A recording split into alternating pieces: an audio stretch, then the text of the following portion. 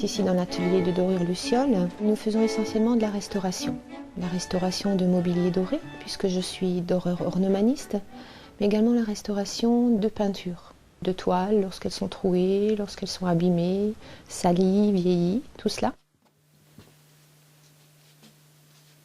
Ça consiste déjà à respecter l'objet qu'on vous donne à restaurer, à le retravailler comme il était à l'origine, lui redonner une nouvelle vie.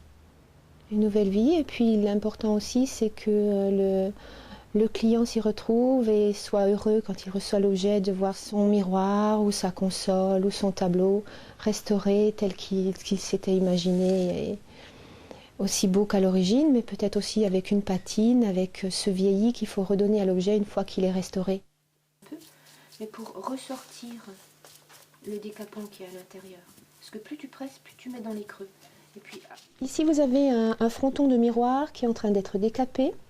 C'est le premier travail à faire avant toute restauration.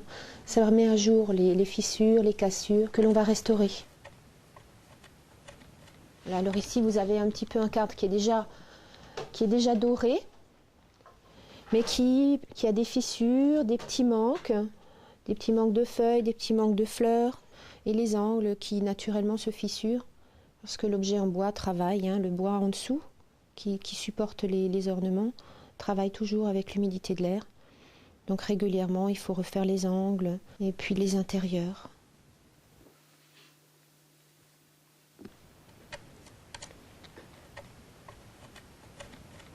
On n'utilise que des matières anciennes, des techniques anciennes, des produits comme ils étaient fabriqués à l'origine et utilisés à l'origine. Donc ici, vous trouvez que des pigments naturels, ce qui permet de respecter la tradition, mais également de faire une bonne restauration. Des restaurations qui tiennent dans le temps. Contrairement à ce qu'on peut trouver actuellement en résine, en produits synthétiques, qui ne s'adaptent pas du tout aux restaurations de mobilier ancien.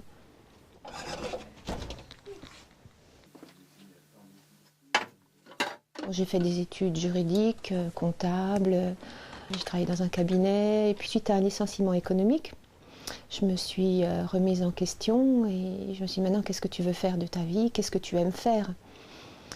Et je suis partie à Paris apprendre ce métier de doreur ornemaniste. J'ai passé mon CAP. Par la même occasion, je me suis dit que je pourrais compléter cette formation par ce qui est restauration de tableaux. Et on arrive encore à... C'est déjà un goût personnel à l'origine de refaire les choses. Parce que depuis toute petite, je trafiquais, je restaurais pour le plaisir, quoi.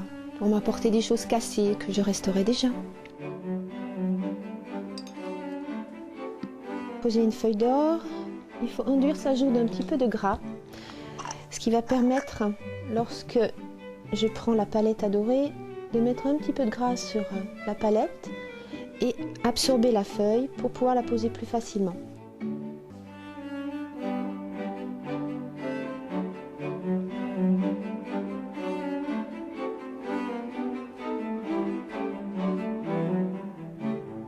J'ai toujours travaillé de mes mains. Donc le métier en tant qu'installée, ça fait 11 ans que l'atelier Luciole existe et ça fait à peu près 10 ans que je me suis installée à Rombach-le-Franc. J'ai commencé par faire les salons pour présenter mon travail. J'ai eu une clientèle de particuliers. Et puis petit à petit, les bouche à oreille ont commencé à se faire connaître. De toute façon, je ne peux pas me passer de faire des salons.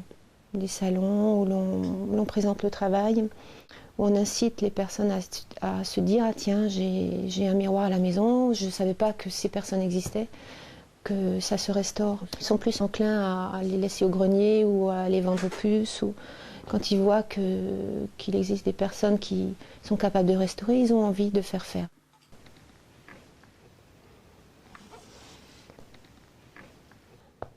C'est un espèce de paravent en 3 éléments. Donc c'est une création, une pièce unique.